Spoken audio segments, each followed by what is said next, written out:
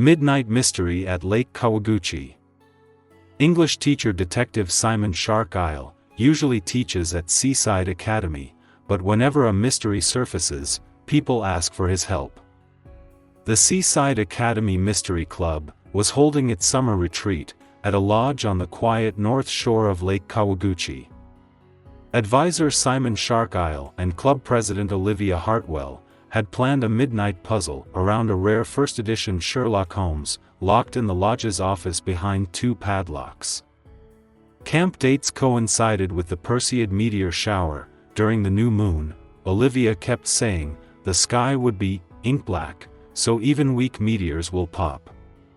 Over curry supper, the talk drifted to money.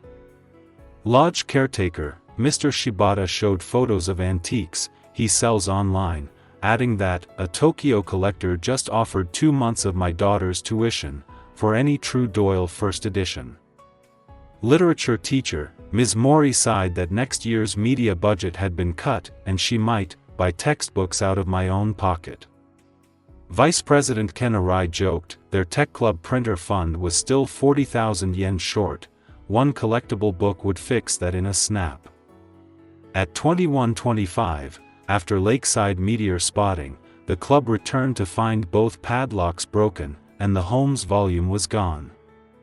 Olivia, half terrified, rang Inspector Yoshiko Grace, who arrived 20 minutes later, nearly sliding on dew-slick timber, while Olivia peppered every adult with questions. Only 3 people possessed office keys. Mr. Shibata, caretaker. Ms. Mori, chaperone. Ken Arai, quartermaster. Mr. Shibata folded his arms. I was checking the furnace downstairs. The corridor was so bright with full moonlight that I didn't bother switching on the lamps. Besides, the kids were off by the lake. Ms. Mori said she had been inventorying props in her cabin. Ken borrowed masking tape at 2050 and then left. I never moved after that. Simon tilted his head. People who truly hadn't moved often said so, without glancing toward the place they'd been. Ken, adjusting his headlamp, hinted Olivia adored the book so much, she might have staged the theft. Olivia glared but stayed silent.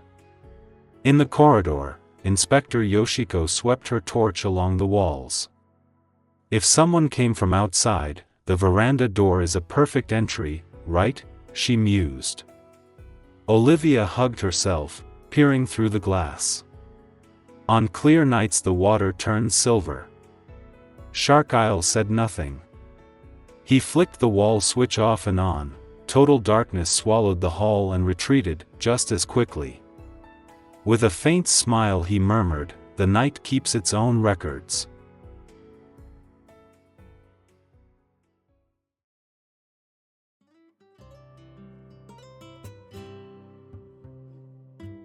Have you solved the mystery?